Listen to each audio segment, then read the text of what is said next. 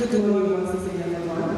Welcome to the College of Management and Sciences lecture for 15 and this time, the theme is leadership, diplomacy to innovation and infrastructural development in the developing economy. Without wasting our time, we'll recognize the personalities here present and establish the protocol. The Vice Chancellor, that's Professor Jeremiah Odejojo, represented by Professor Bola Ukoreji, the Dean of Postgraduate Studies, the Deputy Vice Chancellor, Professor Funaya Eko in Ascension, the Registrar, Mr. Alamidi Taka in Ascension, the Boss, Mr. Shino in Ascension, and the University of America, Dr. Tebeshi in Ascension. So to recognize is the Dean of the College of Management Sciences, Professor Adeba Sumewa, that's the host of the program. Please allow us to we also recognize guest speakers. The first to recognize is Dr. O.A. Shewa, that is the energy which are Pepita Shaw. You're welcome, sir. Also we recognize the second guest speaker, Ms. O.E. the Deputy Marketing Director, CITCC Nigeria Limited. Please hand together for her. We recognize our professors here present, Professor Mujojo,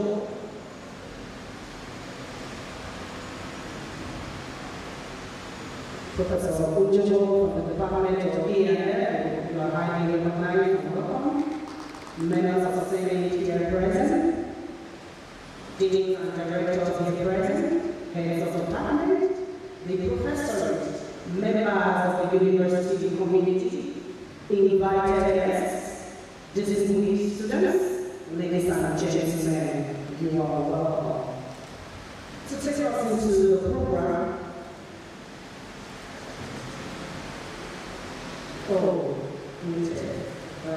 it's my pleasure to inform us that Ms. O.E. is being represented by Mr. Femi Oni from CITCC Nigeria Limited. We have wasted our time. We'll go right straight into the program. And so to commence is to welcome Professor Adeba Osumewa to his welcome address. This is a standing ovation. Let's put our hands together. With a standing ovation, let's put our hands together. So welcome our Dean, Professor Adeba Osumewa, for his welcome address. Thank you, welcome, sister. Thank you, Dr. Let's start our citizens. Thank you. Our community is not a program. And I think you also need to support the Vice Chancellor.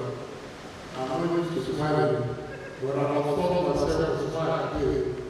One, David Ghost, Austin. Two, I have my shining friend, very happy this is very much happy. Thank you, Professor Origi, representing the Vice Chancellor. People at the short you are very grateful. Distinguished guests, esteemed speaker, my shadow friend and my brother, Wally and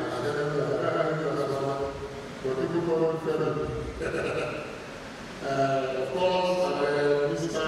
Federer, representing the a student and friends of the college, a good afternoon.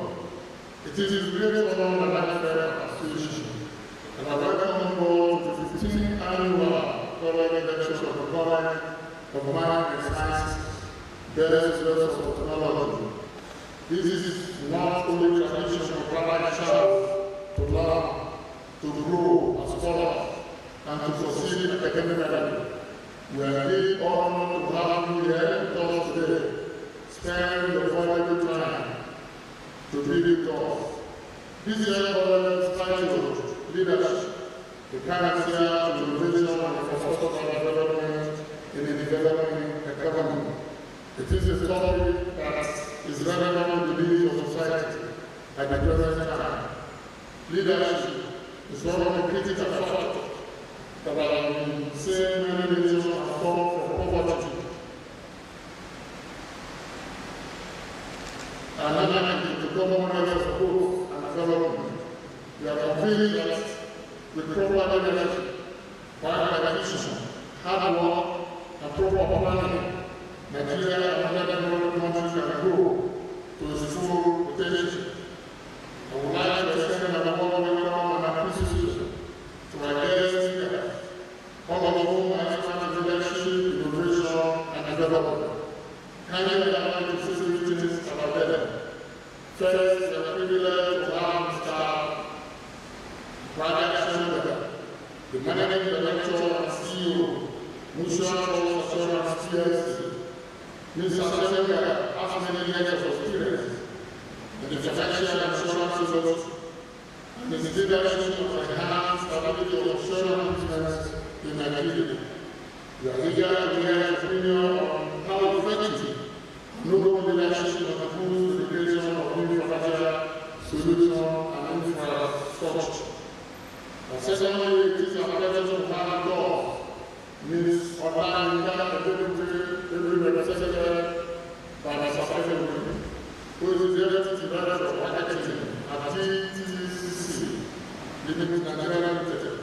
Having worked for many years in corporate marketing in the telecommunications industry, Ms. Edebufe represents through leadership, the digitalization and infrastructure development. The telecommunications industry plays a very critical role in the development of modern economy. And we are excited to hear our thoughts on how marketing leadership contributes to national progress. The purpose of today's lecture is to discuss how leadership can bring solutions to many problems affecting innovation and infrastructure in development, in electricity, in roads, in business systems, in education. We require leaders who are active, responsive, and future-oriented. These leaders must not only know what and plan, but also build the needs of every citizen, adopt technology and take beyond the next election rather than the next year. It is our sincere that the knowledge every day we foster further discussion on our classroom, research centers, and group. We also believe that it will help our students to be the leaders of tomorrow, whether in government, business, education, or creative industry. The need of strong leadership cannot be overemphasized. I also want to take this opportunity to thank the chairman of the committee, every year by Dr. Washington, and other indefatigable members of the committee for a great job done in ensuring that this is going to happen. I would like to thank you for your professionalism and diligence in your work. I also want to express my gratitude to our dedicated lecturer and an associate staff who are preparing the future generation keeping the value of this project. To all the students, I would like to kindly remind you to listen carefully and participate actively in today's speakers. This lecture is for your benefit. It is a part of an education process and knowledge you get here can be used in your everyday life. Thus, as we continue with the 15th lecture, I would like to encourage everyone to go and participate in this discussion. Today, let us take a moment to think what kind of leadership are we doing and our world prayer. More importantly, let us assign ourselves to become those leaders. Next of that, I want to appreciate and welcome the team of Mr. Femi from Mutual Benefit. You are all welcome and you are welcome appreciated. Thank you so much.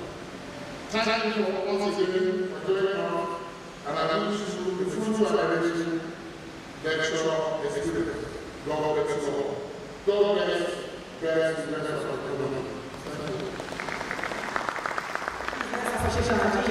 Thanks so much,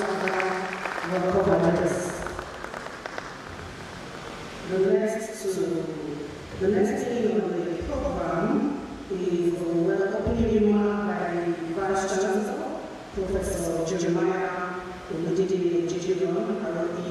Kore, FNSE, FNIAE, IION, represented by Professor Popola Popovici, the Dean of Programming Studies. Please give us a together as she steps forward. Please sustain us. Sustain us. Please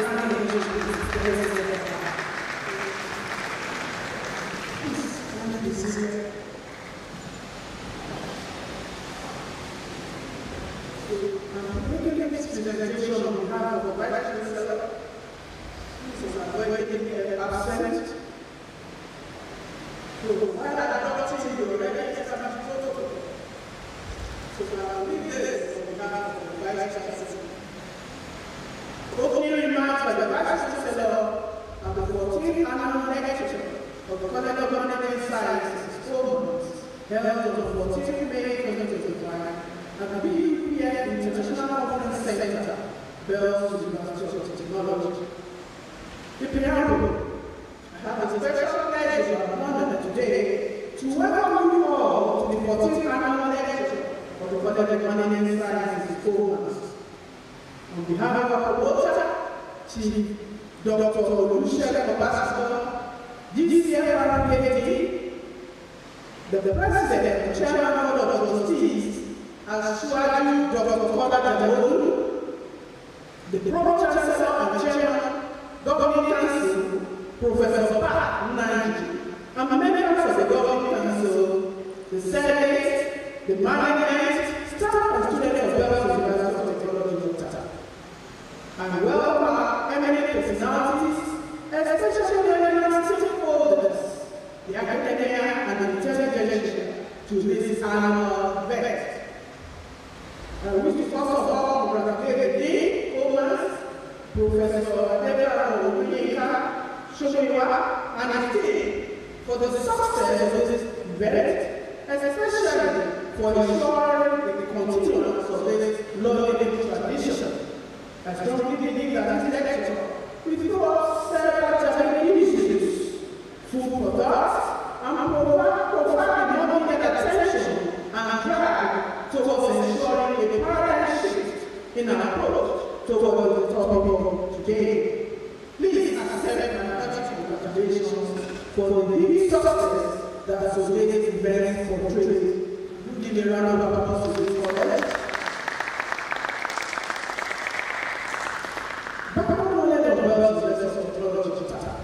The Bells Educational Foundation, in its effect, positively impact the tertiary education landscape of Nigeria. In 2005, established the University of Technology, the first private university of technology in Nigeria. The University of Operation 4th of July of the same 2005. So we are currently presently in our 20th year of operation, and within the same period, we have witnessed marked positive development and achievements. We acknowledge the vision of the founding fathers, and let me say that we stand on the strong platform that they provided for us to provide cutting-edge education. Now to today's event. Over time, public lectures like this have been known as one of the theoretical rituals of the learning environment. Like in one of today, public lectures have evolved to become a learning means of drawing attention to issues for which the society is expected to pay attention. This is one part when some begins to attention to issues of academic and the professional nature. It is expected, therefore, that attendees gather a number of experience and opinions of learning individuals who are experts in specific fields and disciplines. It is instructive that I appreciate the College of Management Sciences for further attention to the topic, leadership, a panacea of innovation, and infrastructural development in developing economies being addressed here today. Let me especially appreciate and thank our speaker, Dr. Olufemi Adekoya, Managing Director, Mutual Assurance, and Mrs. Bola Adekoya, every represented by Mr. Femi, a serious entrepreneur. It is essential to appreciate the outcome of this tool, which is an admixture of daily professionalism and youthful friendships. I expect you to appreciate them. I especially look forward to gaining from the experience of this tool. While I refrain from delving into the nitty-gritty of this topic, it is necessary to call attention to the place of leadership as a panacea for innovation and infrastructural development in the developing economy. We will keep on speaking leadership. What makes such leadership effective? First, it is visionary setting, bold goals like universal digital access or renewable energy adoption. Second, it is inclusive, ensuring that women, youth, and marginalized groups have a seat at the table. Third, it is adapting, navigating economic uncertainties with resilience. In a developing economy like ours, leadership must also foster ecosystems where innovators and innovators thrive. This means mentoring young entrepreneurs, supporting small businesses, and advocating for policies that attract investment while addressing inequality. It means building trust between government and citizens, businesses and communities to create a foundation for sustainable growth. Further, leadership plays a crucial role in sustaining management by driving cultural change, inspiring and motivating, ensuring accountability. Therefore, effective leadership in sustainable management can lead to improved brand reputation, increased employee engagement, better business management, innovation and competitiveness, long-term success, among others. It is a light of the world that I wish to specially welcome you all to this learning experience. In closing, today is not more of a lot of teachings, especially on my part, that is busy. So I would like to say appreciate the team, College of Management Sciences Government and its team for the success of today's event. I wish to charge our students to please listen attentively to the two speakers as voices of authority like these are not commonplace. You are definitely laying the foundation for your own successful professional practice after the learning experience here at Belton. Thank you and God bless you. The request of the reminder to the authority for FFSC, FFIA, IIO, my chancellor,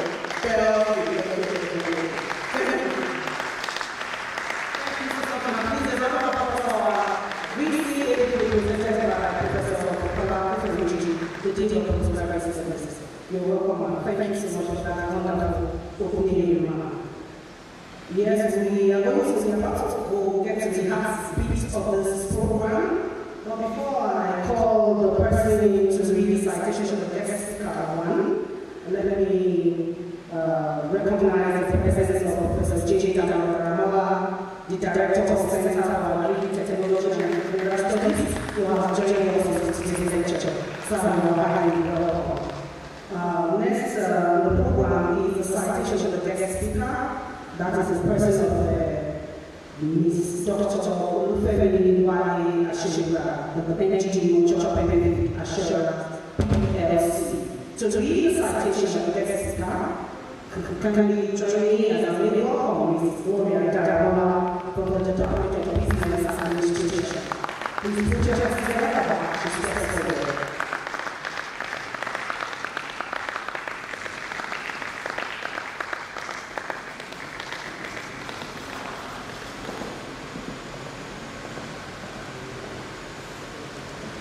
Good afternoon, all.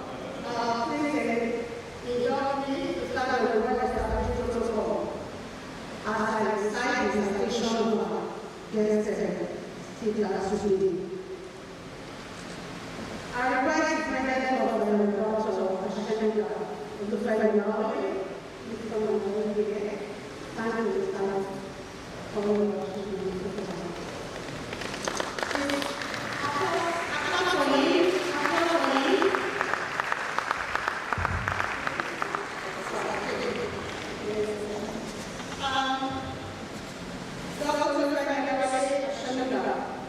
Is Managing Director and Chief Executive Officer of Computer Benefits Life Assurance PLC, one of the representative organizations in insurance industry in Nigeria. He had a valuable education in Nigeria and abroad, as his academic attainment contributed to his career growing from his bachelor's study of insurance in the University of Lagos. As he graduated the second class division, he also had a Master's of Science in Business Administration in the University of Lagos as well. He attended senior management of the program 22 and also at a business school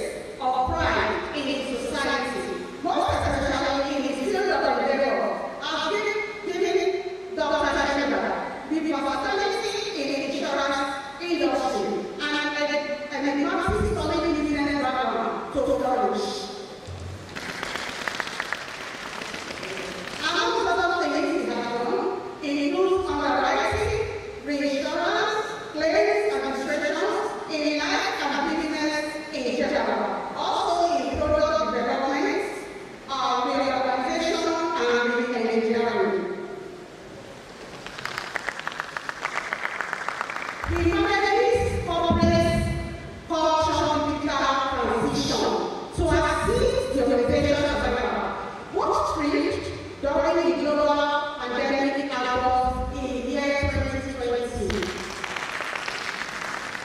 Ladies and gentlemen, please join me with a standing ovation as well as the distinguished guest speaker, Dr. Olufemi Adebayo.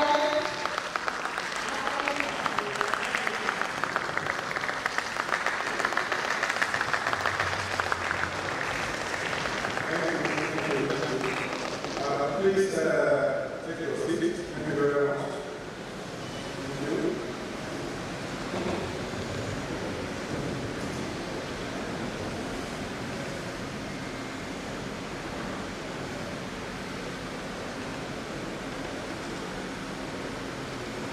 Good afternoon, ladies and gentlemen.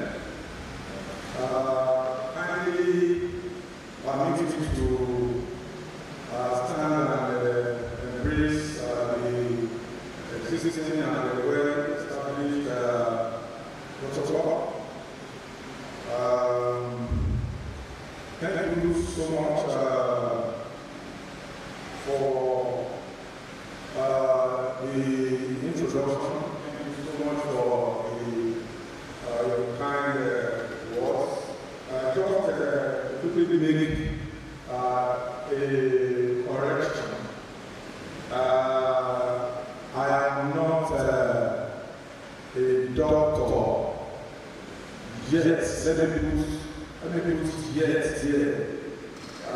Even though in the course of becoming one, particularly because I just collected doctoral form about 2 months ago, and I might be just 2 months ago. And the prophecy, following this appellation of the doctor, I believe it will likely make me beat the record of Grace Mugabe, who is the record as the owner of the fastest, the fastest person to complete PhD in the whole world. She's using only 3 months. So maybe with this prophecy, maybe mine will be like 2.5 months.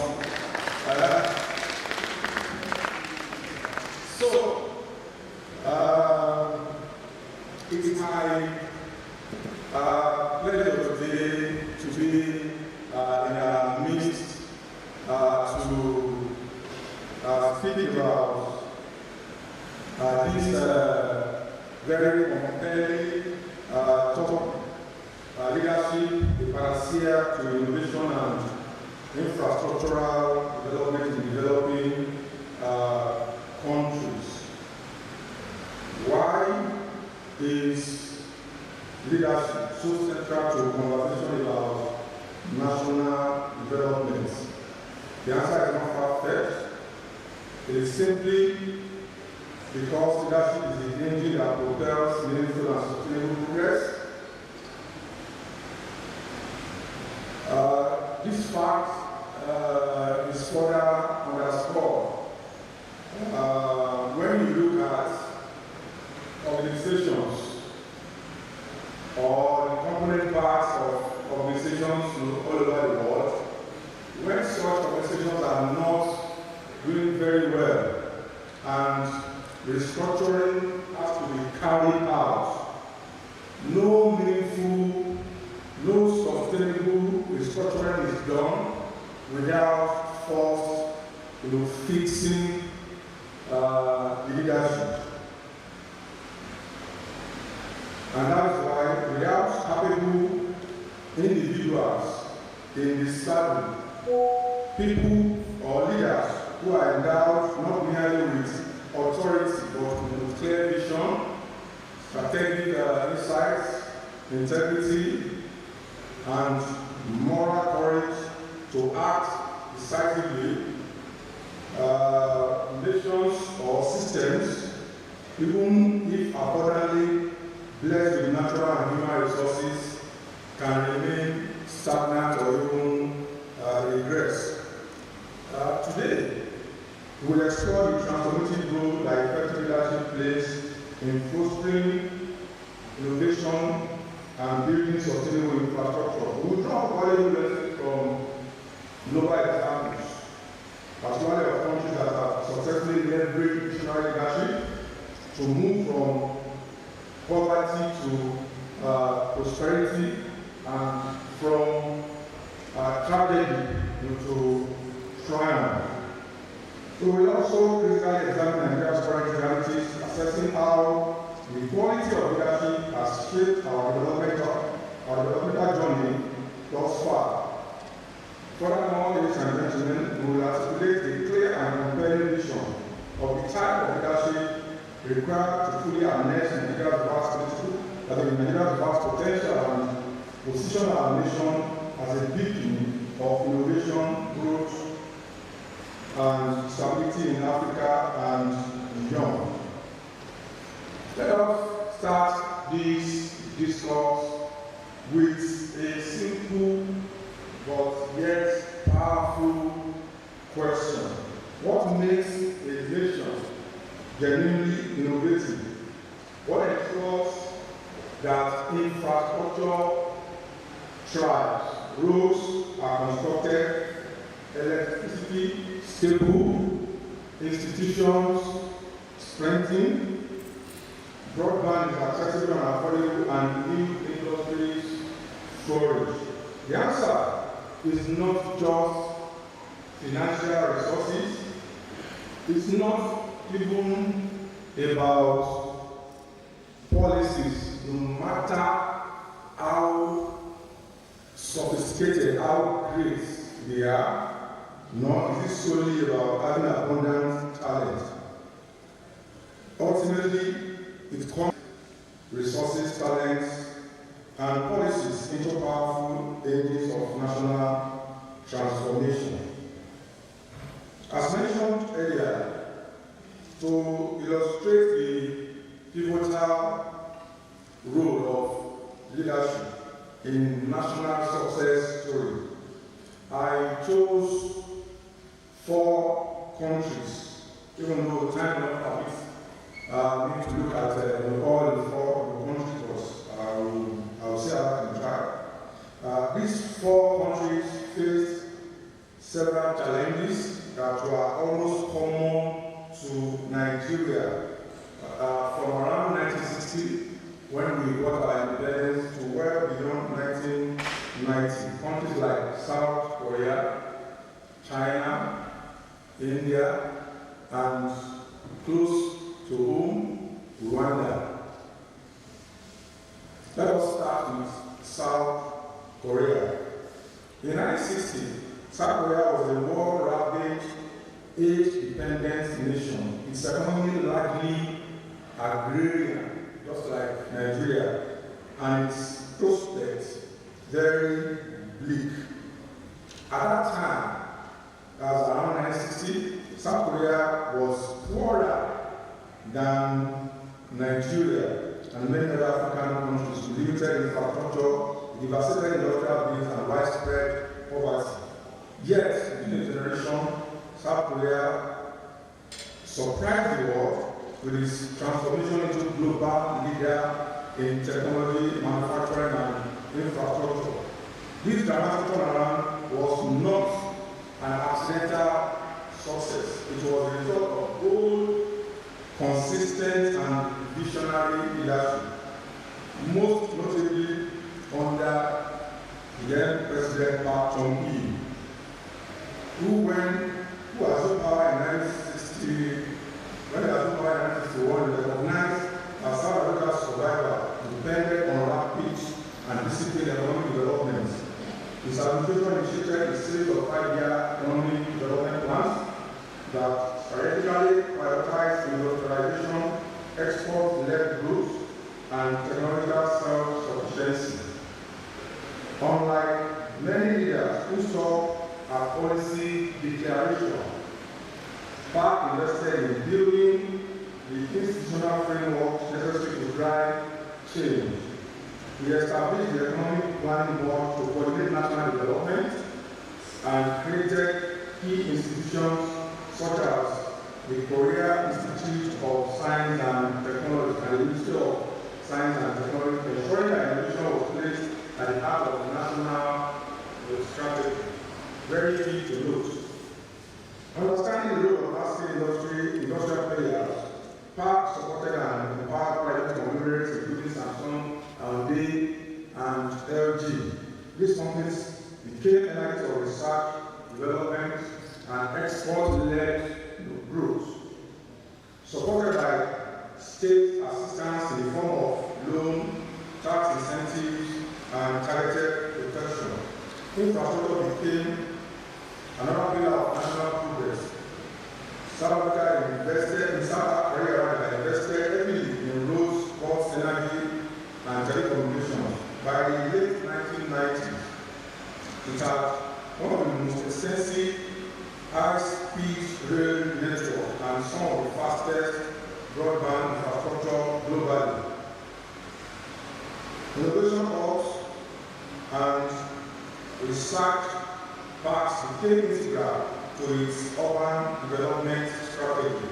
Ultimately, ladies and gentlemen, South Korea's transformation illustrates how visionary, long-term leadership grounded in planning, institution building, and partnership with the private sector and lift the country from poverty to prosperity within a single generation. Let's move on to India, a democracy like ours, characterized by its complexity and its immense diversity. For people who feel that the reason for Nigeria's continuous seeming stagnation is because of our size, who make reference to our population, they make reference to multiple ethnicities, but then to compare us with India, I mean, it's like we are just not close in dimension. Comparing, 250 million into maybe about 2 billion in the population, you can imagine,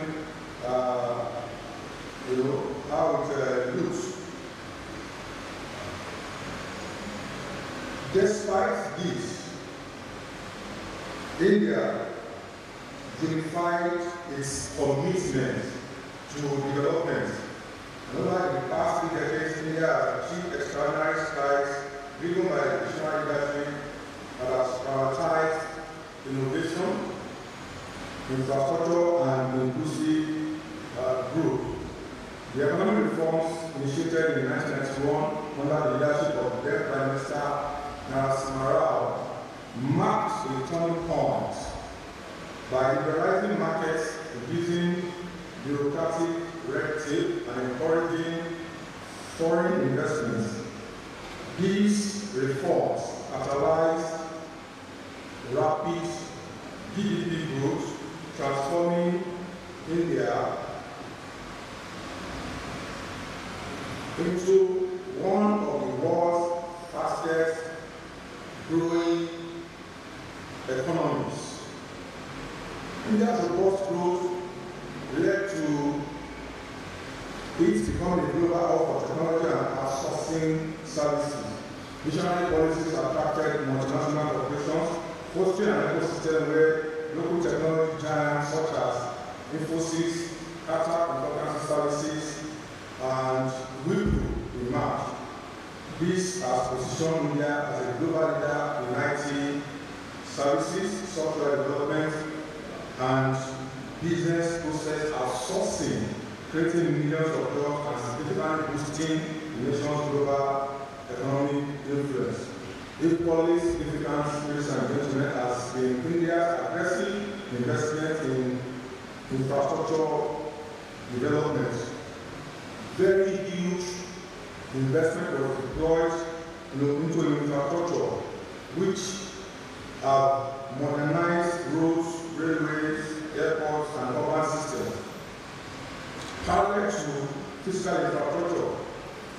digital infrastructure advancements, which have also been revolutionary.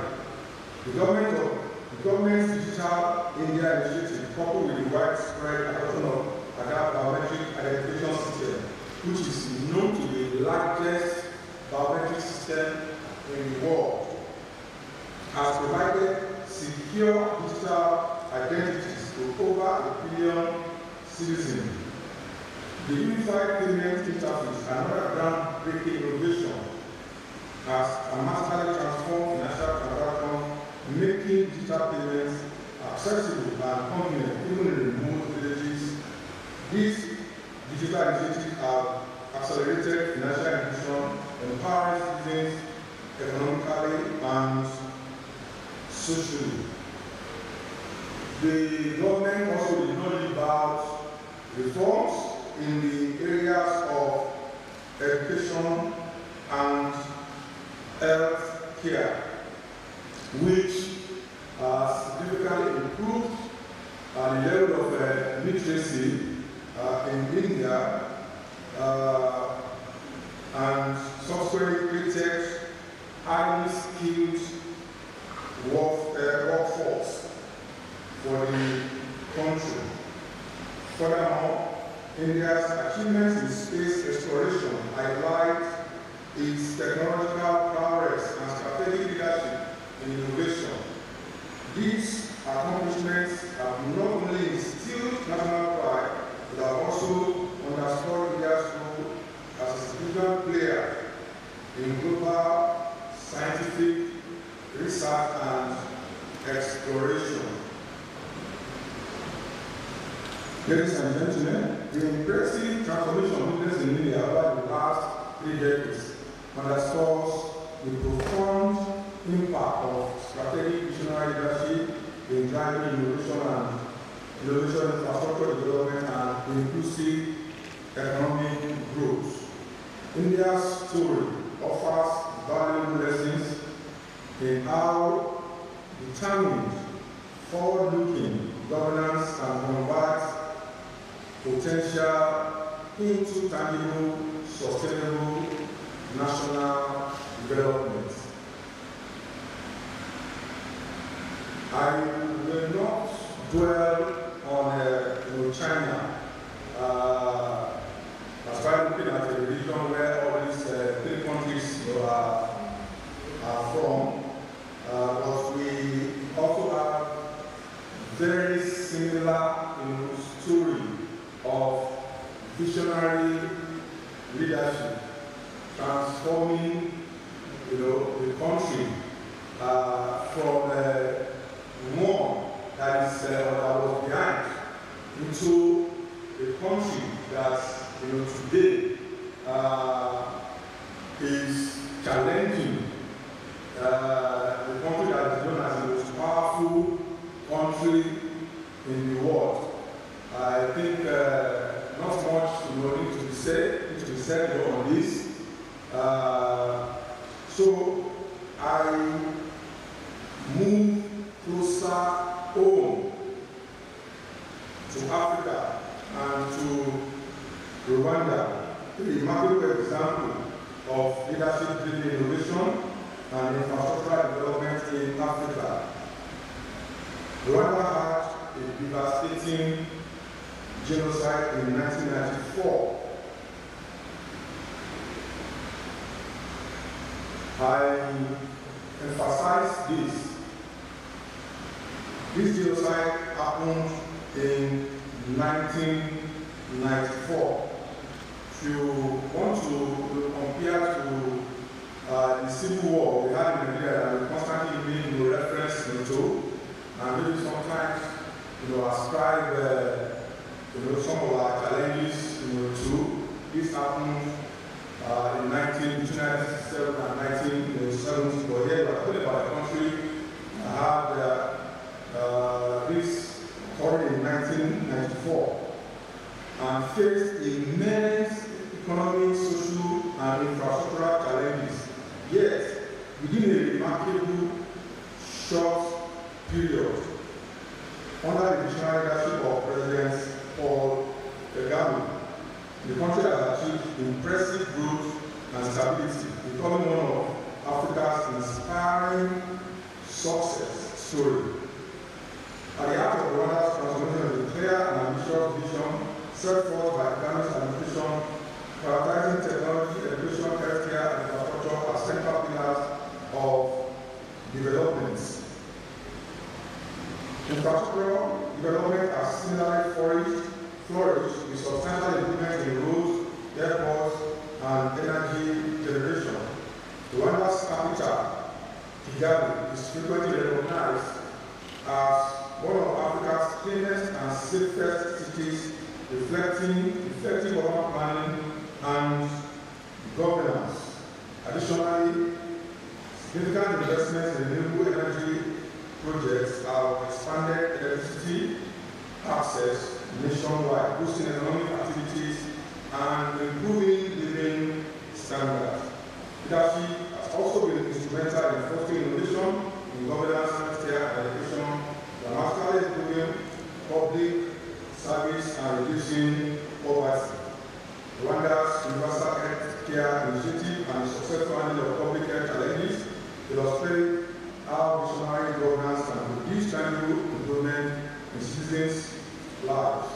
Rwanda's story, once again, demonstrates how effective, disciplined, and visionary leadership can overcome even the greatest historical challenges, providing powerful lessons for nations striving towards sustainable development. Ladies and gentlemen, what do we learn from these examples? The reveal that leadership goes far beyond rhetoric or political promises. True leadership is about building resilience or resilient institutions, empowering people through education and opportunity, setting clear and ambiguous national goals, rigorously tracking progress, and above all, maintaining unwavering consistency over time. It is this kind of purposeful, disciplined leadership that drives lasting national transformation. Ladies and gentlemen, let's now bring this discussion home to Nigeria. Nigeria, our dear country, described, in so many ways, abundantly blessed, a land of milk and honey, a country that is known all over the world. You will be amazed anywhere you get to, in any corner of the world, and you say you are in Nigeria, you will be amazed how people show recognition, and you even see them saying one thing or the other about what they know about Nigeria. Nigeria is not short on resources. We are not short on talent. We have abundant natural resources. Oil, gas, wind there. Very fertile in the land. Youthful, vibrant population full of creative energy and entrepreneurial spirit. What we have struggled with repeatedly and persistently is leadership that aligns with and activates our enormous potential. Since 1960, when we obtained our independence, Nigeria has had several strategic plans. Between 1962 and 1985, we had 4 different national development plans. The first second, fourth, and 12 under different administrations. Vision 2010 came thereafter. In the document you see Vision 2020, but even between these 10 and 20, Vision 10, Vision 20 and Vision 2020, we also have some other visions, because the visions are just so many that they would have taken so much of space in this text. So, in between Vision 2010 and 2020, we have national economic empowerment and development strategy tagged needs. Despite the needs, not much needs were eventually met.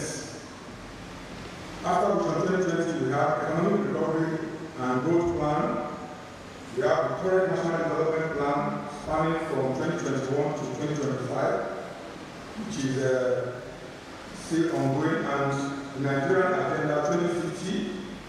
Each of these frameworks came with ambitious projections and policy intentions, which presented an optimistic blueprint for the future. Yet, despite their promises, implementation has often fallen woefully short. The question is why? Why? Literature and personal experience account and point to several deep-rooted leadership challenges.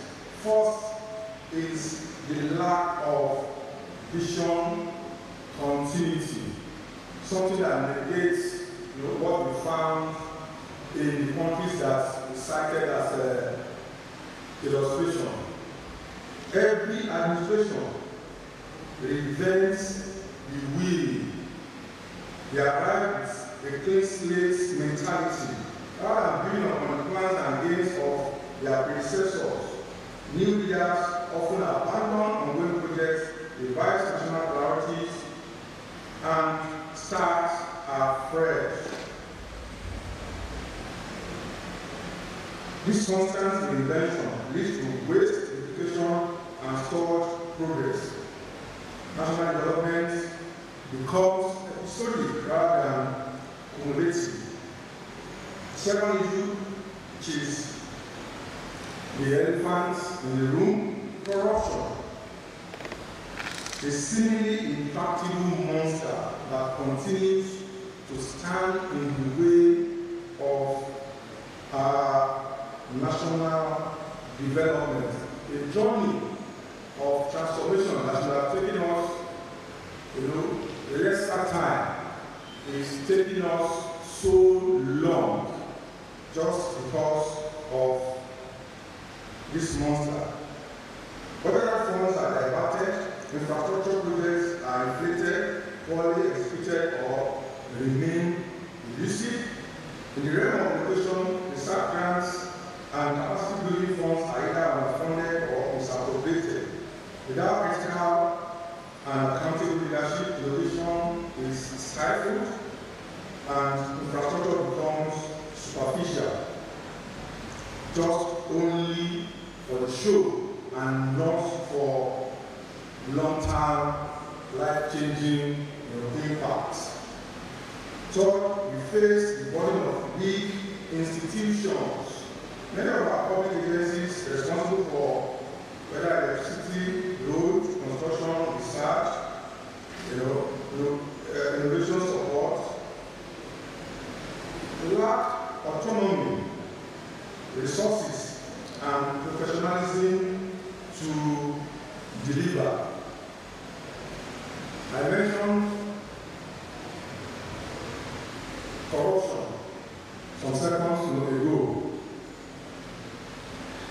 In order to curb corruption, other crimes depend solely on their laws as well as their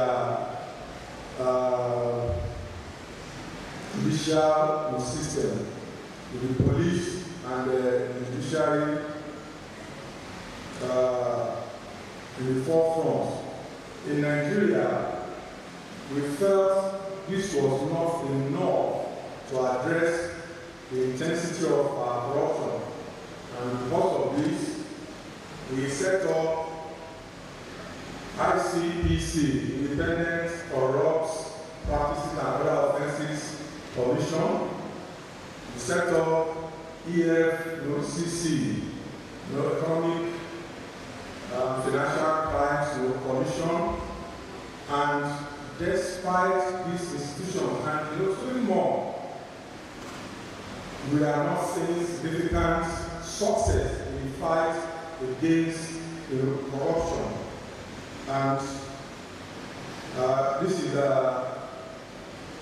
very profound when we are talking about how weak our institutions are.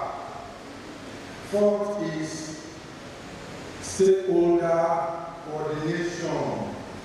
Our innovation ecosystem is fragmented. Just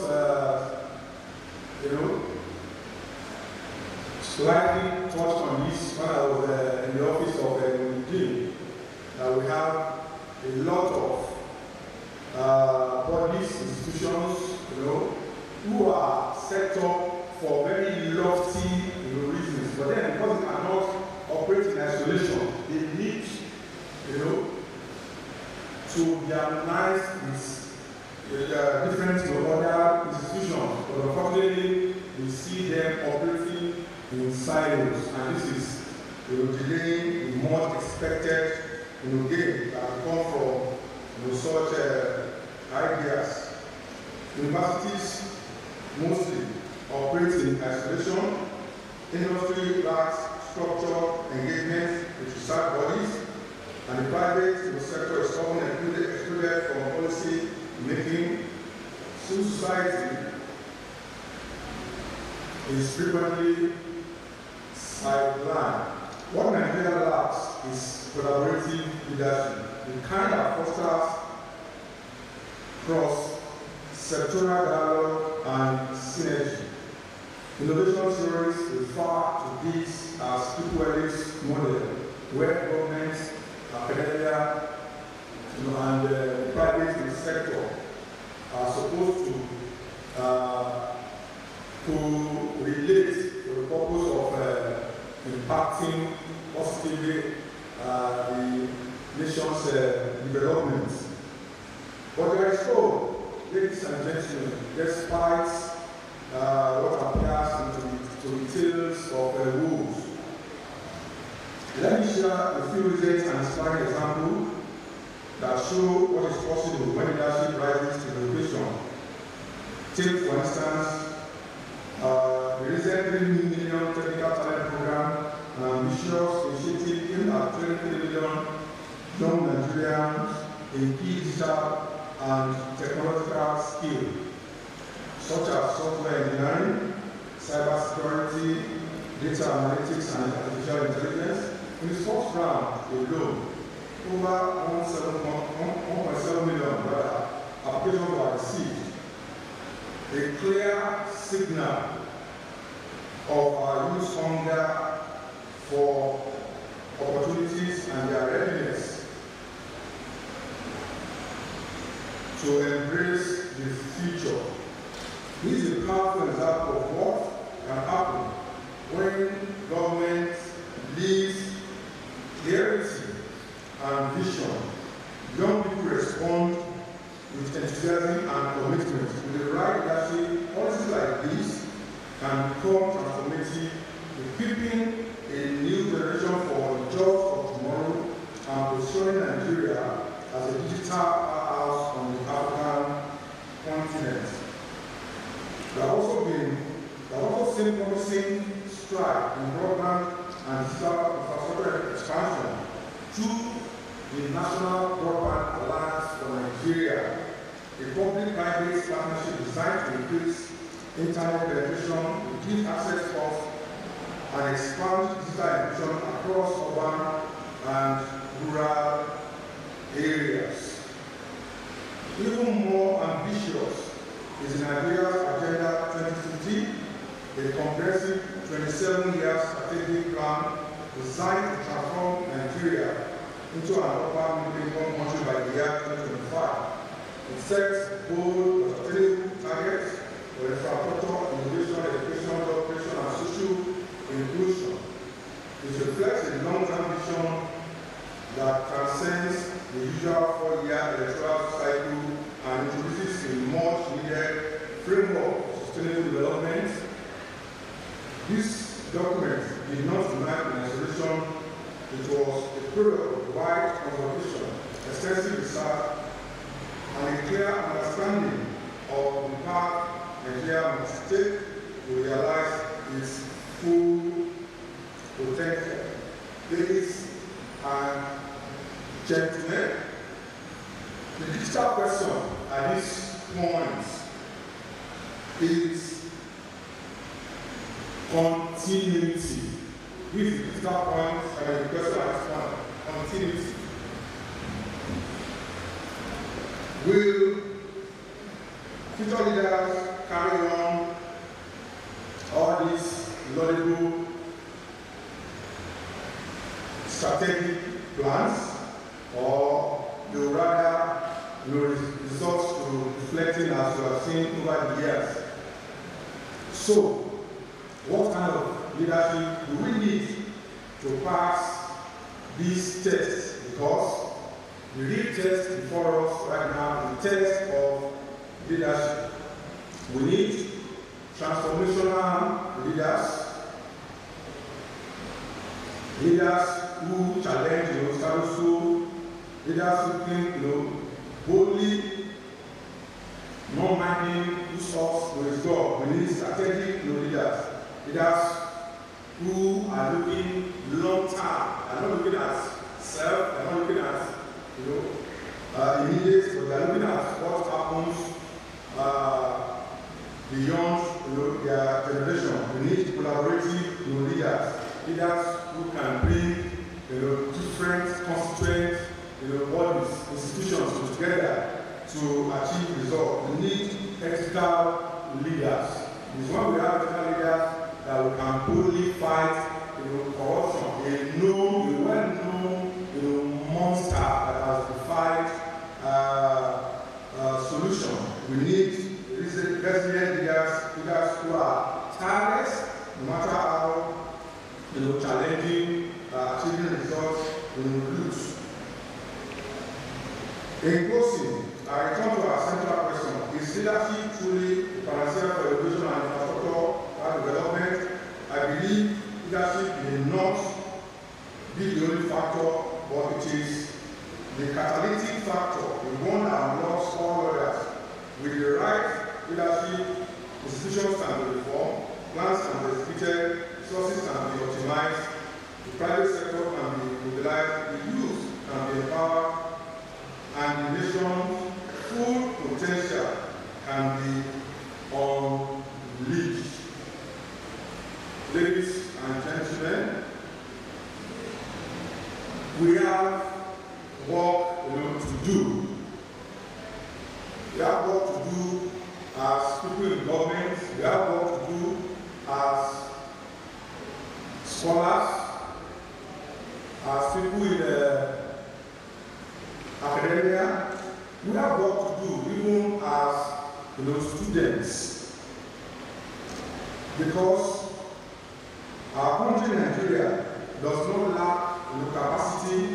What it lacks is continuity. It does not lack ideas. What it lacks is implementation. It does not lack hope. It only needs hope that is backed by courageous, consistent action. Ladies and gentlemen, leadership is the difference between where we are now and where we could be tomorrow. Let us not miss the moments. Let us be the generation that God is right. Thank you very much.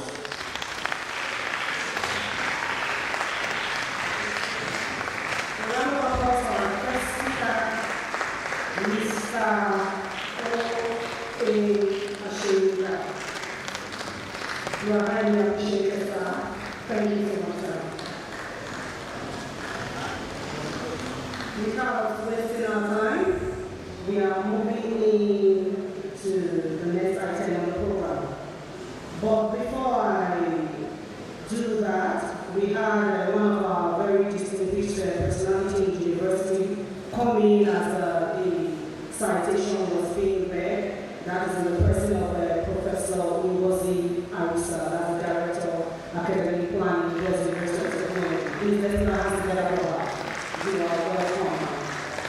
The next item on the program is the citation of the second guest speaker. That is Miss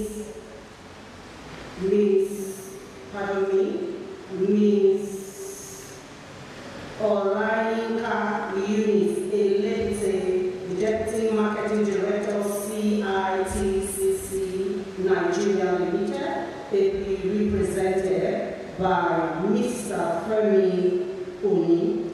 To read the citation of the second guest speaker, kindly join me as I make welcome Mrs. Lovett Ode Omenka, the faculty member in the Department of Economics, Accounting and Finance. Please put your hands together as you step forward. Thank you.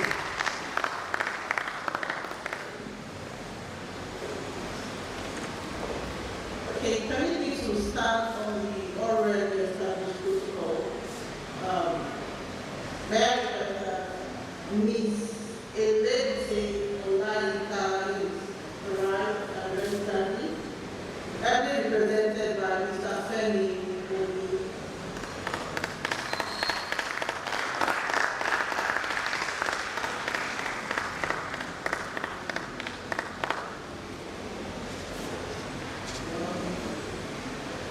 Ms. Elete Olayinka is the Deputy Marketing Director of CITCC Nigeria Limited, a telecommunication infrastructure service provider and a subsidiary of China Telecom. Ms. Olayinka is highly respected and in the telecommunication sales marketing professional. Her work focuses on client management, client retention, high-level project management, budget planning and execution, telecommunication research and innovation. She is an award-winning personality and holds the Nigeria-China Embassy Recognition Award, among other prominent recognitions. She has been in the telecommunication industry for 11 years. She is passionate about sharing knowledge and representing people around her positively. Now you can see why she's here and ably represented by this young man. Okay, she is a leader by excellence and has been in leadership role for over 8 years. Can you please clap for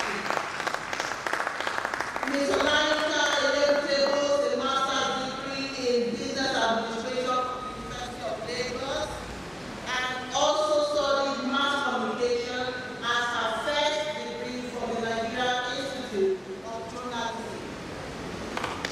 So join me as we welcome together Mr. Femi Oni, who is representing Ms. Olayinka Elete.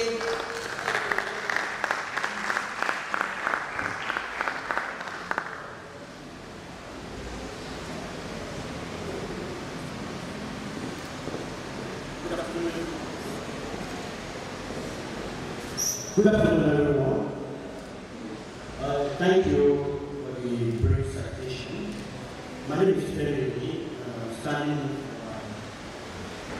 line manager, and that's it.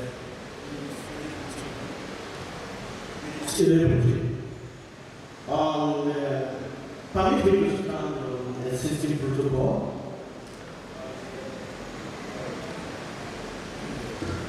So I'll be talking on leadership and corruption in the developing economy. I'm so brief, and I'll be citing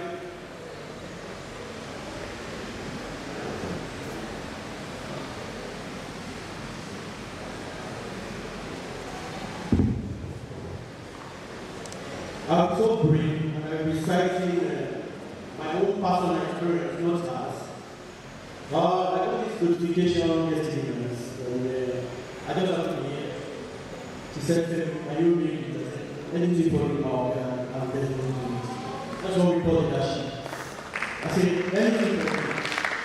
It's not inconvenient. I have my own delivery, but I said, "Oh, you need to buy it. Anything for you." So let me start with that.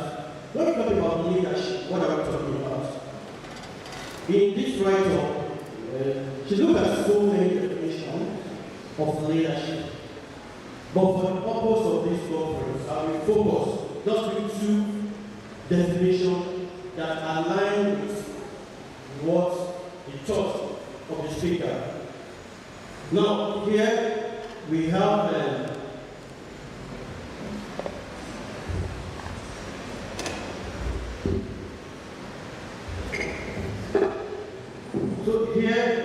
different definitions, like I said earlier on. We have the one by Gary Euclid in 2006. We have Investopedia, and we also have the one by Peter Nothaus, 2010. But permit me to emphasize Peter Nothaus' definition of leadership, which is as a process whereby an individual influences a group of individuals to achieve a common goal. Sorry, I observe that some of us we don't have this, but we can maybe just look at the screen so that we can follow me, because I have limited time. So it divides as a process whereby an individual influences a group of individuals to achieve a common goal. Now, the very heart of defining leadership as a process suggests that leadership is not a characteristic or trait, which only a few certain people are endowed with. Defining leadership as a process means that leadership is a transactional event that happens between leaders and their followers. It's not a one-way traffic. It's like real leadership as a process means that leaders affect and are affected by their followers either positively or negatively. It stresses that leadership is a two-way team, interactive event between leaders and followers, rather than a linear one-way event in which the leader affects the followers, but not vice versa. It is a two-way thing. It goes in both directions. Followers affecting the leaders and leaders also affecting the followers. If you remember, permit me to draw an analogy from the Bible. When Jesus was to be arrested, we need to ask ourselves, why did he need some among the disciples to identify him? It was difficult for them. So it is a two-way thing. The leader is not, you cannot function as a leader in an institution. Like I said, no man is an island. Man is a political partner. I mean, a social animal, like Aristotle once said. Sorry, I'm a philosopher. So I draw an analogy from all those philosophies. Now, defining leadership as a process makes it available to everyone, not just a few selected people are born with it. More important, it means that leadership is not restricted to just the one person in the group who has former position of power. Sincerely, when I joined my company, it's called CITC Nigeria Limited. That's the China International Telecoms Construction Corporation. It's one of the, major infrastructure, telecom infrastructure provider in Nigeria. Because we work as a lead contractor with some of the well-known MNOs. that is the MTN, Airtel, and the rest. When I didn't join the NSA, I read philosophy. I had zero knowledge of what IT is. But my boss encouraged me to do it. However, it's good. Full time, we use that diagram. I remember I borrowed one course, she's called that diagram in year one. Anytime you see us in school, we call our map for rural sharing. So we can't draw it on Monday morning and be dancing. So I had zero knowledge of what IT is. But when we then we had a Chinese boss. We still get the salary, but I don't know now. He encouraged me, said, "Now go for the presentation." They won't tell you what you want to say.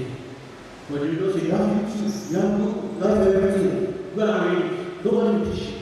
When I joined, you know when some people join companies, you take them through the product, everything. Yes, you read that. But you have to learn the world. And I can tell you, even we have people that know to school that can use software everywhere. Yes, you have to learn it. Nobody, if you just tell them, go and learn. You know they believe that you don't need formal education to learn all these things. You have Google.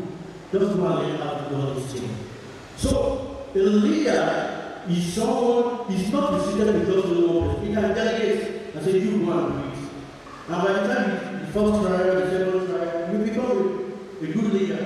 And that is what is lacking at times in some of our organizations. Some cling to it. And they don't want others to learn. Even when they go on leave, you say, oh, I'll come back and attend to it. They don't want to give other their subordinates the opportunity to learn. And so, when we talk about leadership, it's not restricted with just one person in the group. He has a forward position power. It entails the act of influencing.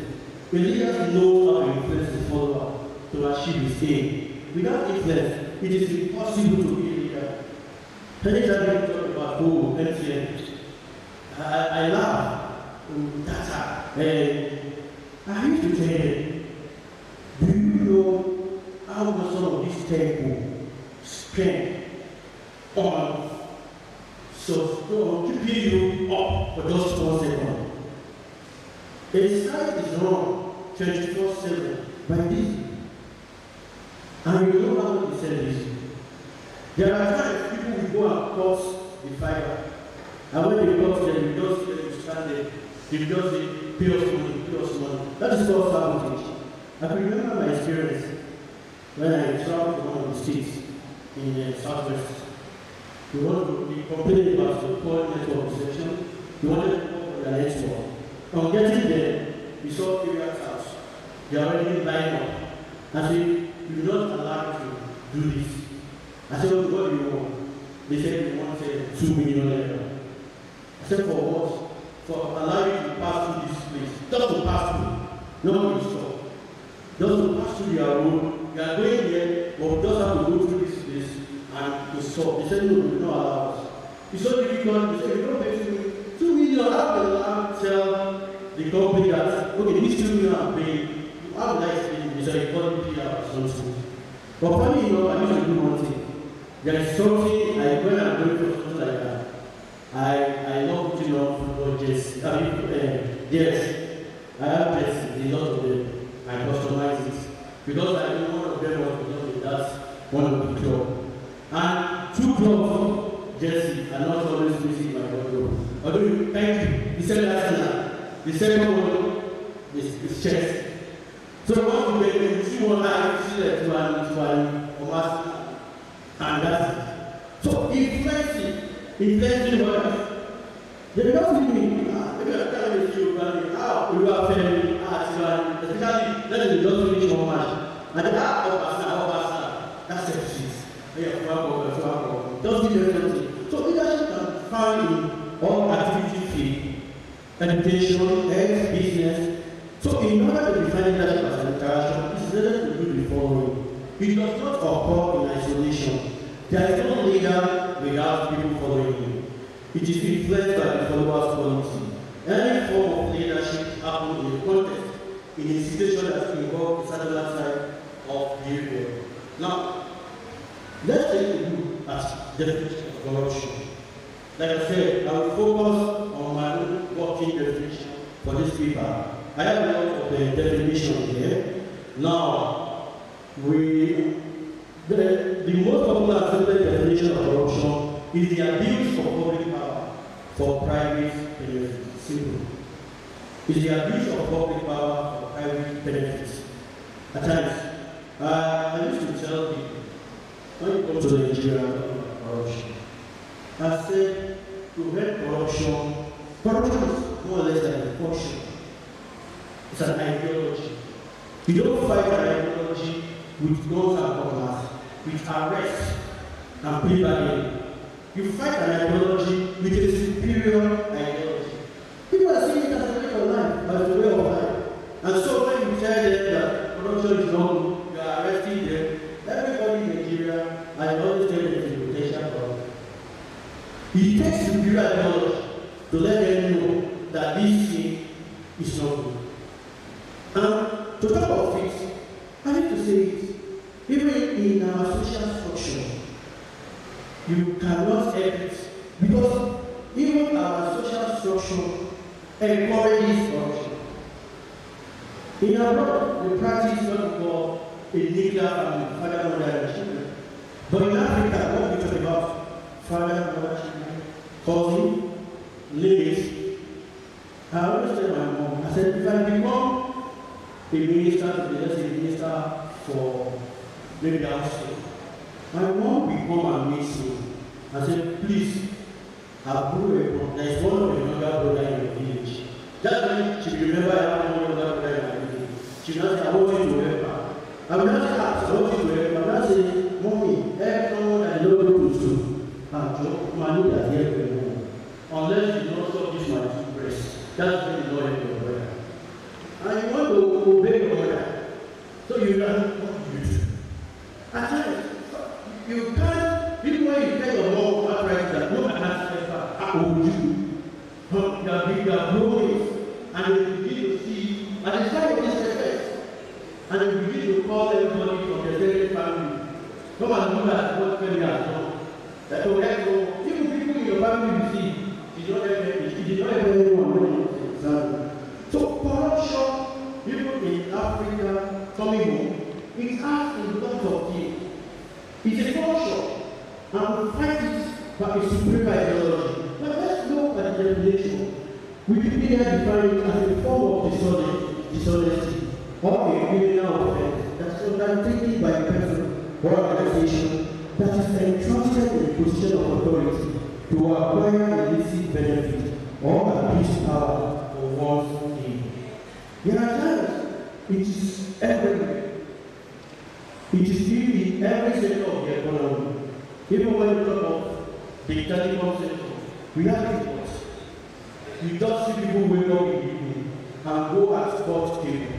All these costs they are transferred to what we call fiber optics. And someone on the road, we just go and optics. Of a case now, since one state domain, they said they start using plastic and one cover. Because you see the situation that people just go and steal all these things. These things are money. They just open it, remove. We have so many equipment inside this model that belongs to some of these telecom companies. There's something called Dutch Solution. It's a lot of money. You see people, even the cable that is passing it, they will remove it and go and sell it. That is corruption. We have a lot of happening in the telecom sector. So when people complain, oh, we have downtime, they don't even know where it's happening. Because they do not, they will report it so that they can kidnap the staff. Because they know definitely they will come and fix that thing. So what they do, I only tell my team, don't go in the night room. Because those guys in the office know we are not looking for you. Once we are just demanding for you, come and bring you. It's as high as that. So corruption is not only limited to it's found everywhere. Talk of the political sector, educational sector, the church, the religious institution, the social institution. It's there. So corruption approach trust, weaken democracy, hamper economic development, and further exacerbate inequality. poverty, social division, and environmental crisis. Expressing corruption and holding corrupt to account can only happen if you understand the way corruption works and the system that enable it. My own definition of corruption for this speech goes beyond misappropriation of funds for personal gains. Corruption does not only lead to personal gain, but that involves paying for a collective entity, such as a political party, a corporation, or a group of people. Gain should not be understood as financial gain only, but explicitly also include non-financial gain, and in particular, the preservation of increase of person or entity position of power and influence. It is important that corruption is not reduced to the monetary form of corruption, that is bribery, but that a wide range of behavior, such as conflict of interest, patronage, nepotism, investment, influence, pending, or the manipulation of the legislative process with an ulterior corrupt objective are understood to be subsumed by the notion of corruption. In line with their purpose, it is important to know that corruption should not be confined to a geographical space. Like a trying to do, it's not only developing an economy that has corruption, it's everywhere. Corruption does not have geographical delineation. It is not limited to developing an economy alone. As many scholars want us to do, even developed economies still grapple with the hill of corruption. Corruption occurs when someone in a position of power uses the authority to influence decisions or conduct any other dishonest or fraudulent behavior, like giving or accepting bribe. Now, the event situation is in which someone can consider God. Keep in mind, corruption can involve any entity, whether it's an individual, company, or government. For instance, a politician may be deemed for taking money to sway a vote on the channels.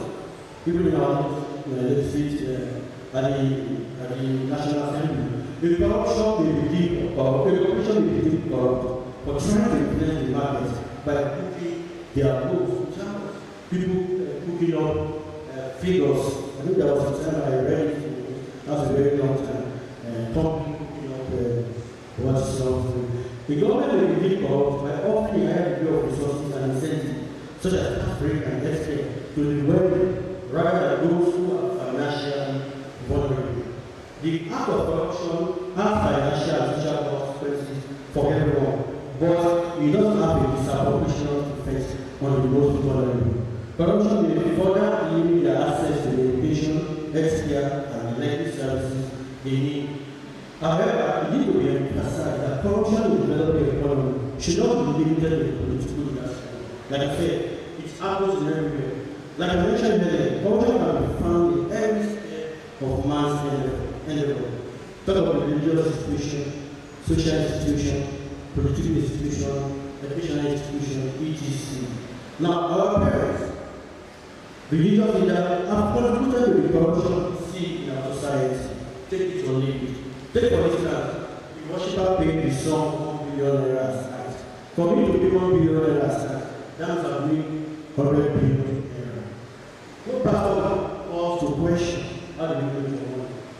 They will bring it, that's what we hear. They are only after money. I've not seen any pastor, oh, so please, can I see your life aside? How do you make this? No.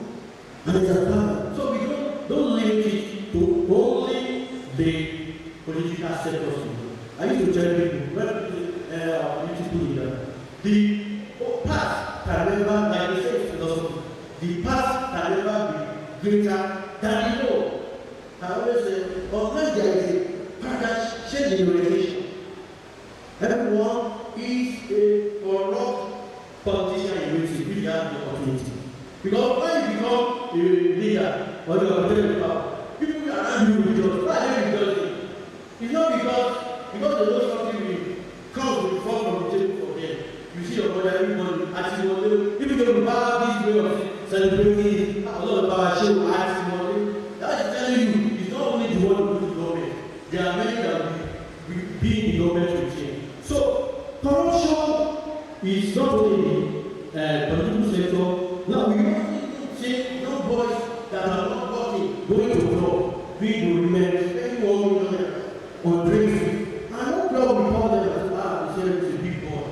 And nobody has, in our days when we are growing up, people when you buy anything,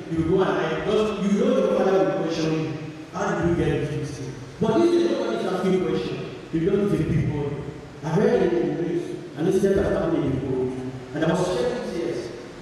One of the students used his best, I found a student to carry one of his t-shirts. And that was him not saying inside the car. He just started.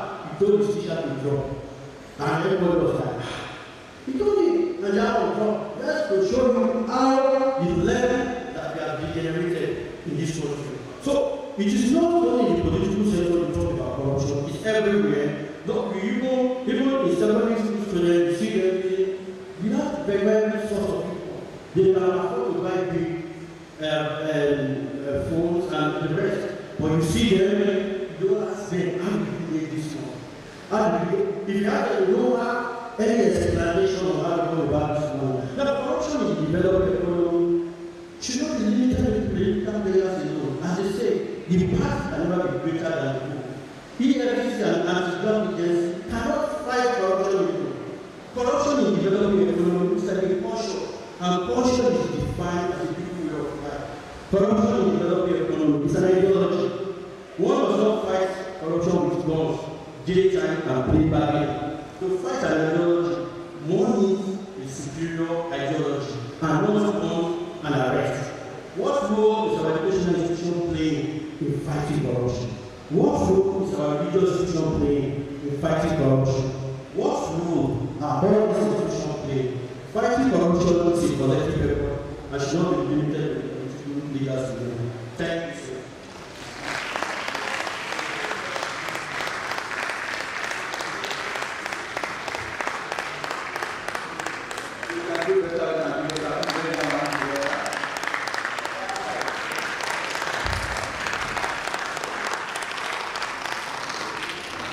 Thank you very much, sir. That was a powerful presentation. If you're happy to hear, please put your hands together once again. Thank you very much. Thank you, Mikey.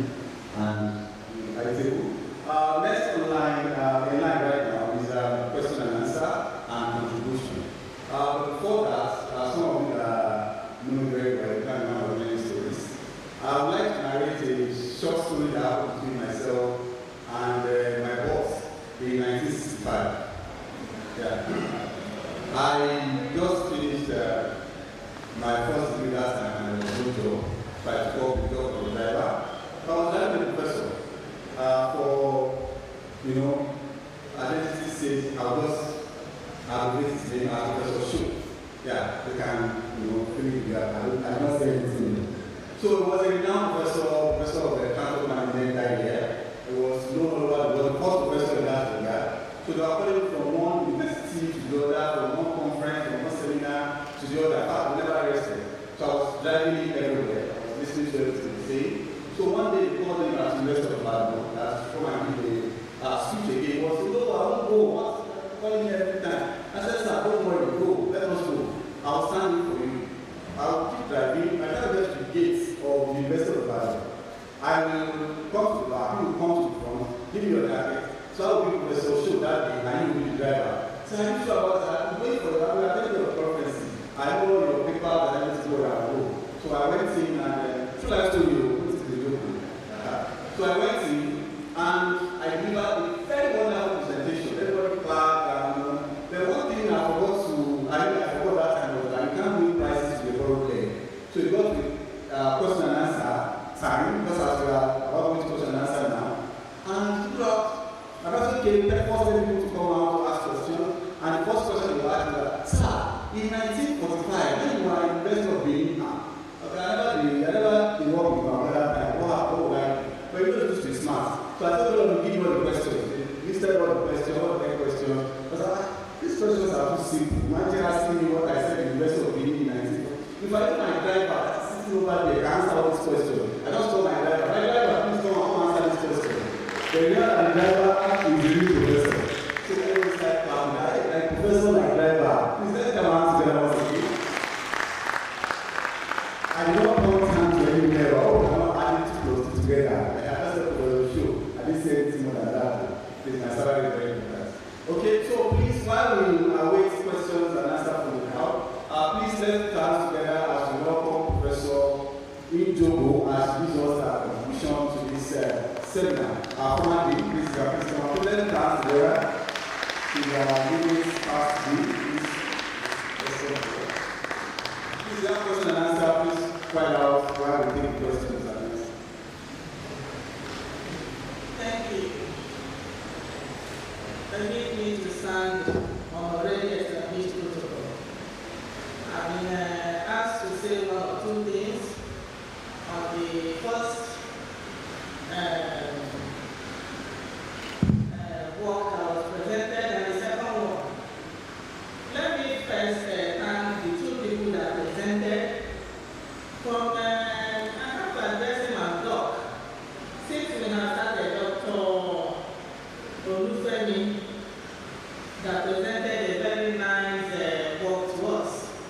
And from Ms. Elubite.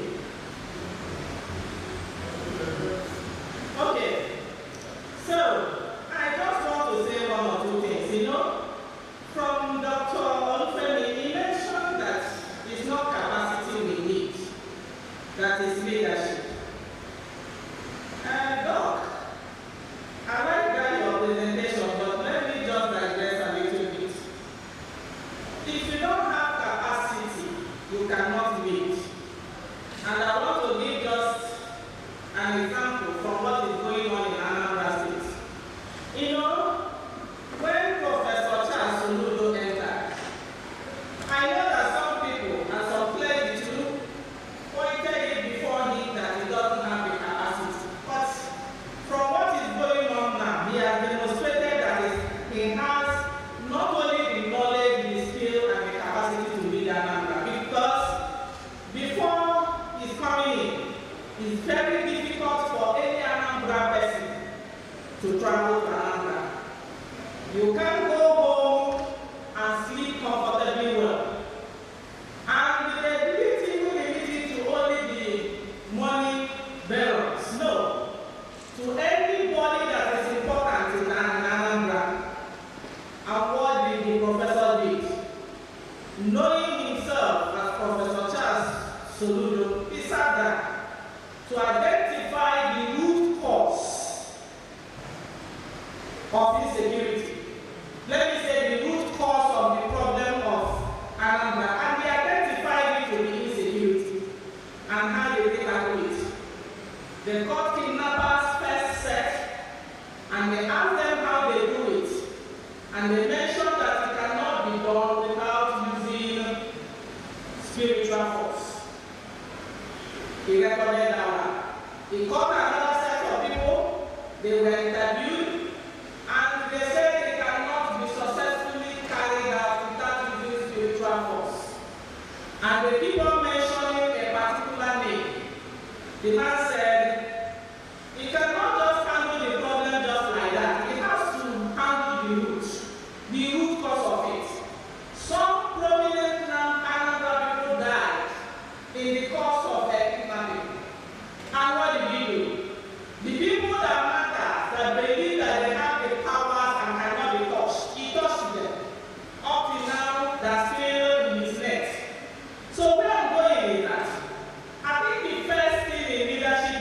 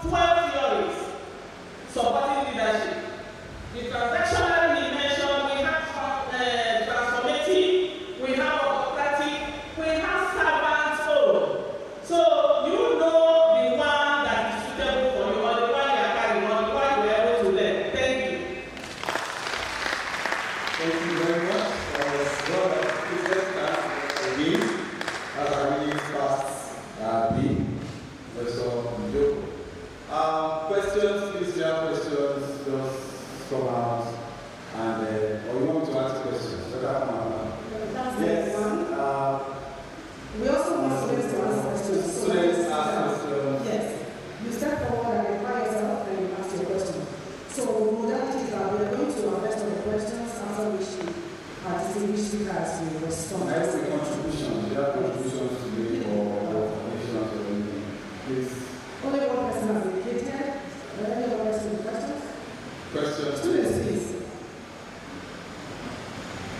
Just one person.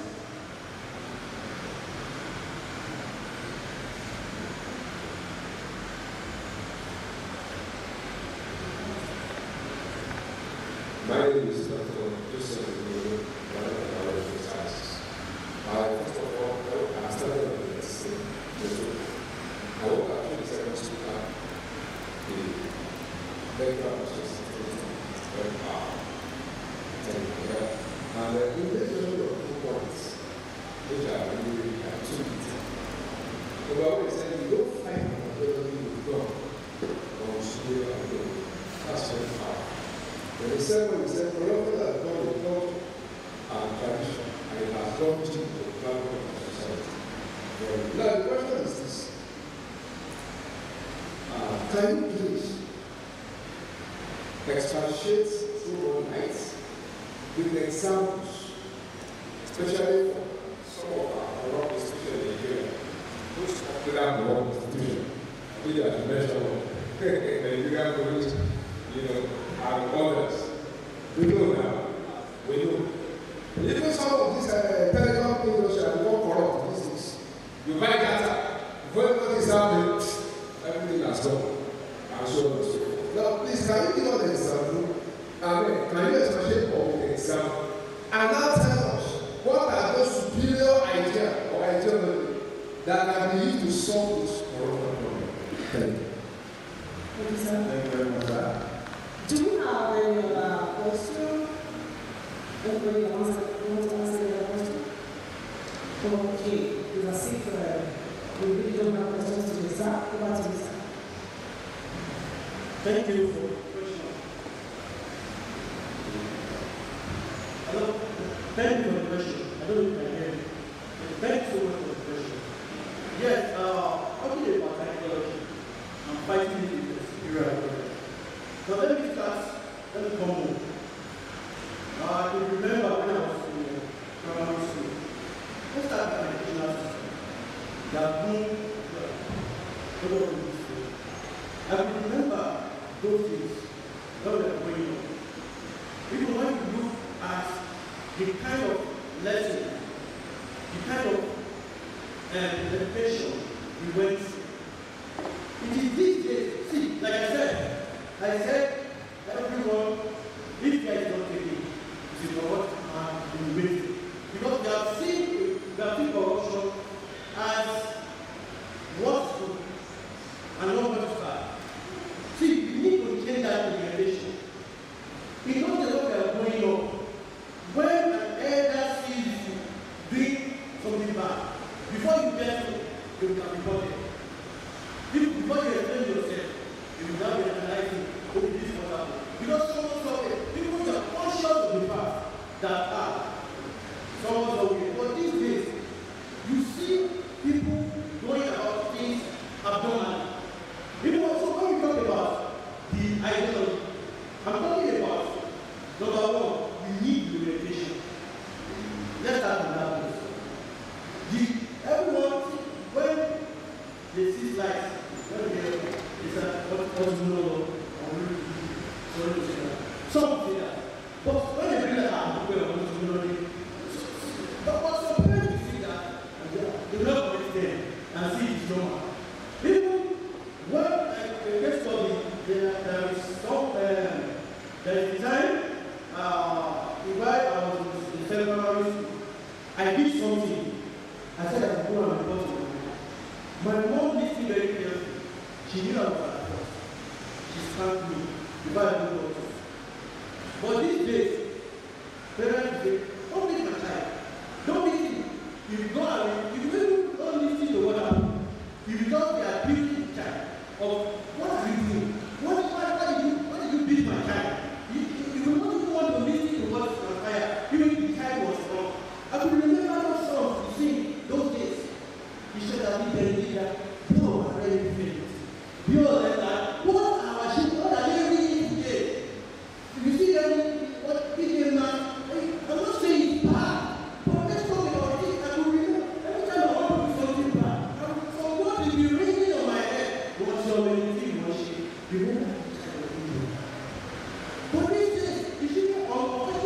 The children are exposed to different platforms, TikTok, that are not being monitored. Even parents over the time. Even when my time over, you see them, you pass them assignment. There will be this thing I ended up being assignment all the time. I will tell them that they want to do it, I think for what to do. Because there is no time. But these days we need that orientation. Let's start with that. And that orientation is very key. If you begin to arrest people are doing it, they are stealing money, they are doing it, and people are praising them. People churches are praising them and giving them, what did I say? Fresh seat in front. And you are expecting to see that. And not for us. When people that are doing things are bad, they are giving them special recognition in charity. And it's very clear. But they are not doing anything and they are still promoting them. So tell me, and you have said you should be arresting them. People, you see those people, they throw money at parties. And you said, people look at these things. They are learning, they learn faster. So when I say ideology, I'm talking about those cases. We need orientation. Thank you. Thank you very much, sir. When you go there and you like this contribution from us. Thank you very much, Dr. and Professor Njogo. I think you are my only customer. You are two customers. I think something was taken out of context from what you said. I will mention of the fact that leadership does not require talent or capacity. No. You know what we are looking at here today as the theme of this program is leadership being the determinant factor of achieving innovation and infrastructure development. Holding every other thing constant. We are feeling that yes, we have people who are talented, we have ideas, we have the right policies, we have the right institution. But then you can't have all this. Because time and time again, we've seen that having all these different attributes in silos have never produced the desired result. And that's why it's often said that everything starts and stops with leadership. It is just to bring out the fact that leadership is very, very important in achieving national development. That if you have people who are talented and you have resources and the rest, without the leader who has the wherewithal, to know what combination of all these resources to put together, to achieve, not to achieve, and that alone, confirms the fact that to be a leader, a lot has to be going for you. To be a leader, you need to be sound. And because if you are not sound, people bring everything to you, and then you don't know the difference between whether okay or not okay. And so it's already given that yes, to be a leader, then to be not just a leader, a competent leader, a leader that will achieve, then these are yes, you need to do a good job of harmonizing all the various contributing factors to achieve the set or the desired objective. In this case today, the objective is innovation and then infrastructure development. So if you read the document very well, you read the paper very well, and put everything in context, you see that yes, that is the central thrust of that paper. There's no mention anywhere or anywhere. There's no point or no part of the paper where you see quality of leadership being watered down or elevated. Not at all. Thank you.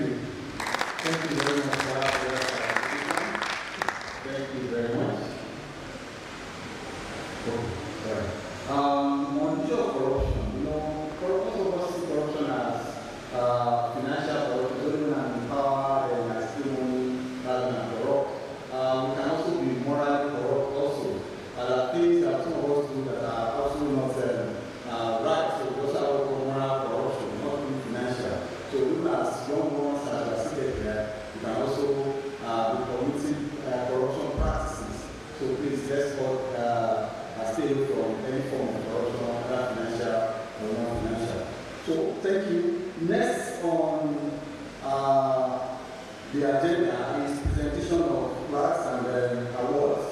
And joining me on the podium here for that presentation, we have the Dean of Postgraduate Studies, who represents the Vice Chancellor, the person of Professor Okola Foruji, presents the awards and the plaques to the guests. So please let's come together as comes forward.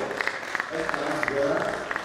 Joining her will also be my university dean, my new dean, Professor Shomuyiwa, joining me for pictures and presentation of awards to the guest speakers. Please.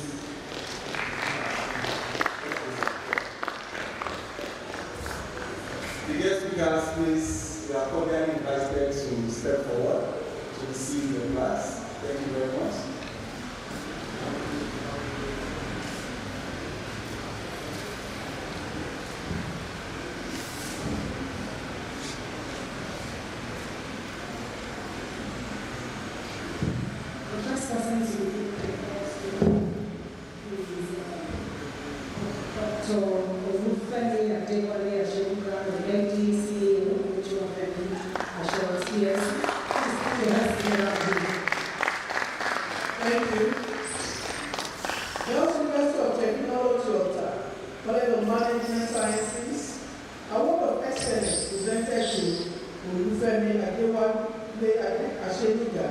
The Managing Director of Mutual Assurance, the lead speaker of the 15th Annual Lecture of Goldman's, with the theme Leadership, Panacea to Innovation and Infrastructural Development in Developing Economy, given this day, Wednesday, 14th day of May 2025, signed by Vice Chancellor Professor Jeremiah Olumide of Jediron and the Dean Professor Adebambo Shomuyiwa.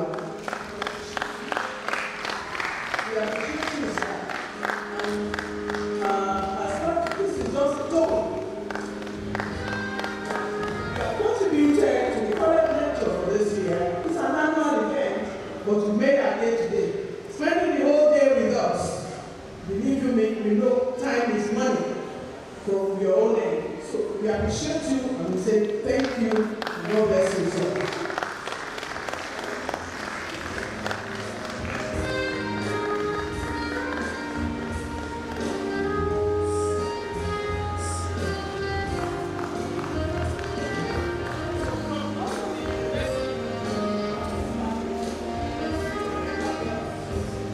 From the university, we are giving on this package to not fly the girls. And because only the best do for us. Thank you, sir. Welcome.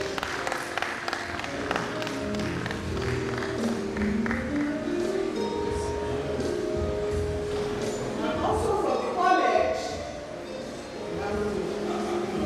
we are going to be many days later to San Carlos. From the college, we also have this package. Thank you, thank you, thank you.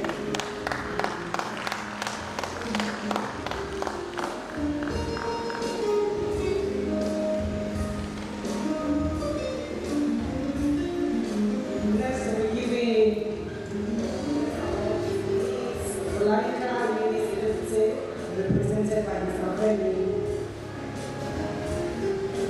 Also from the Good College Award of Excellence presented to Ms. Olanika University, Deputy Marketing Director of CITTC Communications, ably represented by Mr. Olufemi Oni, as guest speaker of the 15th Annual Lecture of College of Management Sciences with the same theme, also signed by the VC, Professor Jeremiah O. Ojediron, and Professor Adebambo O. Shomuyiwa. So we thank you, and this for having two Olufemis in the house today. So God really loves us so much.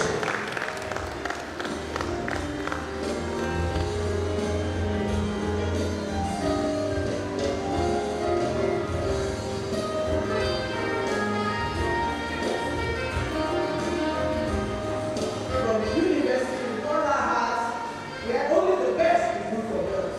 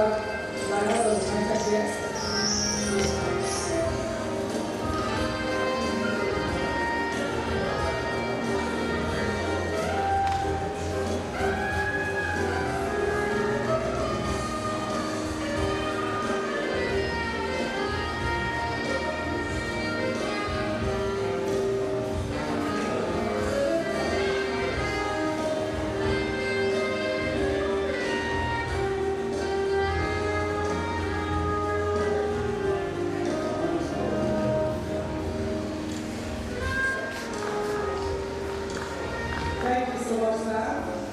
Thank you very much for being with us. Thank you. Thank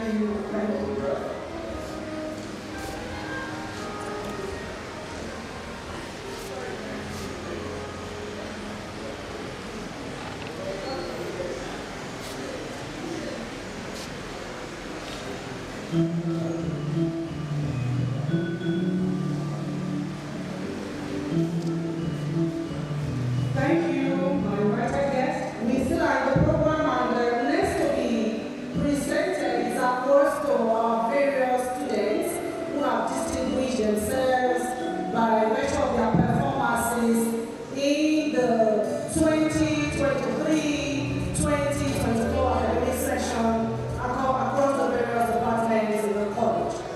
So we will be calling out the individuals who will step forward to pick up their award. I'll read the first one, my colleague will read the second one, and I'll read the third one. From the Department of Business Administration, may I humbly invite our amiable team to do us the honor of giving out the awards to the various students. From the Department of Business Administration, let's put our hands together for Oko Emmanuel Blessing, 2022-11725, with a CGPA of 4.95. Please, a round of applause for her.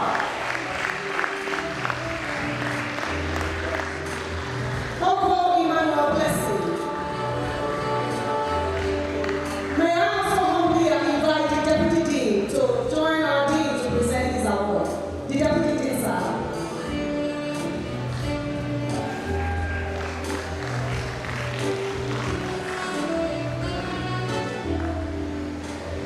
Oko Emmanuel Blessing, on behalf of the College of Management Sciences, the award of academic excellence for your outstanding academic performance in the Department of Business Administration, the CDP 4.95. Congratulations.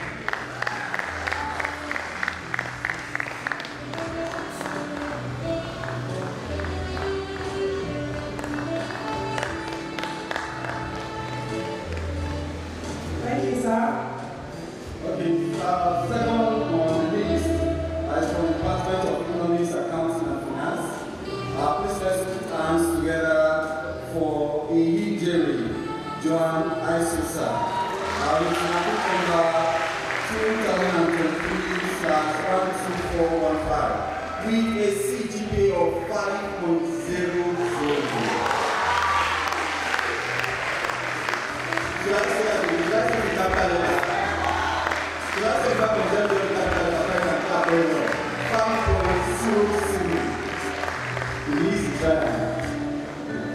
This is massive. This is fantastic. And I can't believe it, but the man can do.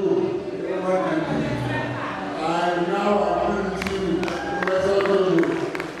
On behalf of College of Management Sciences, Award of Academic Excellence in Heating and Job in Sasso, for the outstanding academic performance in the Department of Economics, Accounting and Finance, the CGPA 5.00. Congratulations.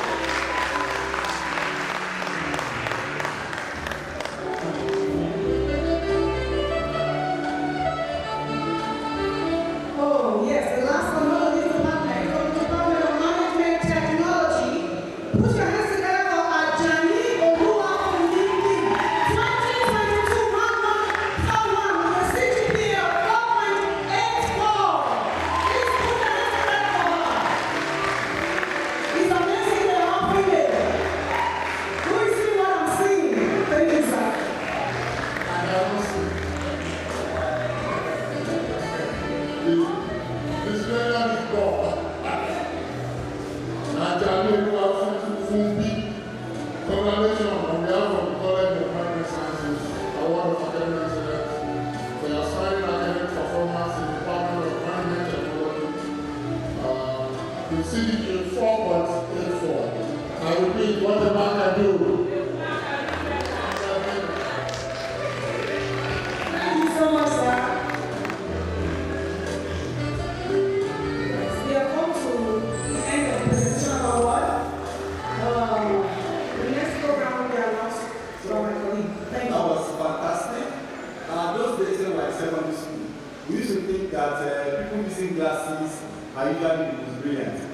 those that have the rope at the back of the glasses, you know which one I'm talking about. But this one, the three of them on them, wear glasses, so that's fantastic. Let's put our hands together for everyone to win. Those days when I was in primary school, I was using glasses with one with the rope at the back. They thought I was brilliant. So first day in class, they reached out to class and said, who can give us example of pronouns? How about what pronouns are? Those words that we use in place of nouns. So I said, pronouns. I was really glad. And the guy just said, just wanted to be. I was like, who? Me? Me, I was in that. Why would they call me? I come for the first time. Next thing, the man just said, please, just answer that for him. Examples of pronouns are who, me, them, etc. And that was, curious. I was from my dad said and aware that who, me, how would they call me? And the man said, I got this right. So this one thing gets there by accident. They got there by reading. So please, you can still surpass that. After 5 minutes, you can still do better than that. So next on the agenda is a vote of thanks, which will be delivered by our APU's Deputy Dean, the person of Dr. Bashiru Bello. Please let's put our hands together for him as he comes to us for vote of thanks. Thank you very much. Thank you, my brother. Thank you. I want to give thanks to Almighty Allah for making all the activities of this week successful. We thank the management, the Vice Chancellor, and all the other teams of the management, including Professor Kuforoki, who has represented the Vice Chancellor today. We appreciate the management, we appreciate the Vice Chancellor for his able leadership and his developmental effort. The Dean of the BD College, Professor Kuforoki, we appreciate you as well for representing the Vice Chancellor today. We thank you, ma'am. Then to our speakers, the two speakers, we so much enjoy your the display of your intellectual capacity. You have dealt extensively on the leadership issue. We sincerely appreciate your sagacity in dealing with this issue. God bless you all. Despite your tax schedule, you are able to make it because all nights and make you and you will do. Then to our teams and the directors around, we appreciate you. Most especially, I appreciate our dean for his able leadership. I will call him an embodiment of peace, a catalyst for peace within the college and within the university. We quite appreciate you. We appreciate all the professors around, the directors, and the HODs, Almighty God, the honor for this type of occasion. As our following us, we always have good things to enjoy with each other. I also appreciate the entourage of our speakers. I pray for your God guidance and safe journey back to your different destinations. And to our students, we appreciate you for honoring us. We thank you. You have done what you are supposed to do, but like what happened on Monday. We appreciate you and we thank you for God. I also thank all the best men around. We appreciate you and God bless you all. Thank you.